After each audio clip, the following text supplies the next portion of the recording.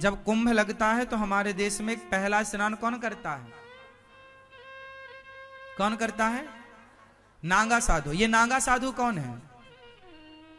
नागा साधु मतलब वो नंगे रहते हैं, कोई वस्त्र नहीं।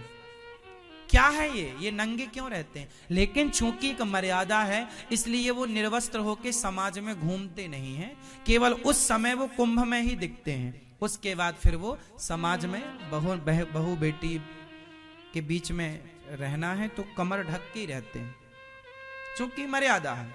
लेकिन वो कुंभ में बिल्कुल निर्वस्त्र रहते हैं, कोई कपड़ा नहीं। ये क्या है जरा मुझे बताओ, ये नागा साधु क्यों?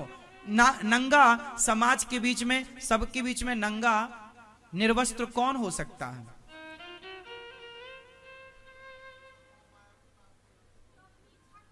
कौन हो सकता है? क्या आसान है? क्या आसान है?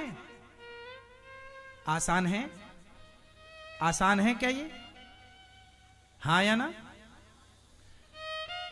जब विदेशी आक्रांता आए, मुगल आए और अंग्रेज आए, और जब अंग्रेजों ने देखा कि यहां के साधु तो बिल्कुल निर्वस्त्र हैं, तो अंग्रेजों ने पूछा, मुगलों ने पूछा, भाई ये कौन है? बोले साधु हमारे भारत के। ये कपड़े क्यों नहीं पहनते? बोले कपड़े वाले भी साधु हैं। और ये समाज को ये मैसेज दे रहे हैं कि देखो, तुम लोग दूसरों की बहन बेटियों को लूटना चाह रहे हो, तुम दूसरों के देश में घुस के कब्जा करना चाह रहे हो, और भारत तो ऐसा त्याग प्रधान देश है जिसने अपने वस्त्र भी त्याग दिए हैं। यहां त्याग देखिए, सोना चांदी हीरा मोती की छोड़ो, अंग वस्त्र भी त्याग दिया। और जो अंग वस्त्र त्याग कर निर्वस्त्र है उसके अंदर कोई वासना तुम चेक कर लो। तुम्हारे सामने कोई, तुम तो दूसरों के घर में घुस के, हमारे देश में पर्दा प्रथा क्यों चालू हुई? ये अंग्रेज, ये मुगल हमारी बहन बेटियों को देखते थे तो उनके साथ बलात्कार करते थे।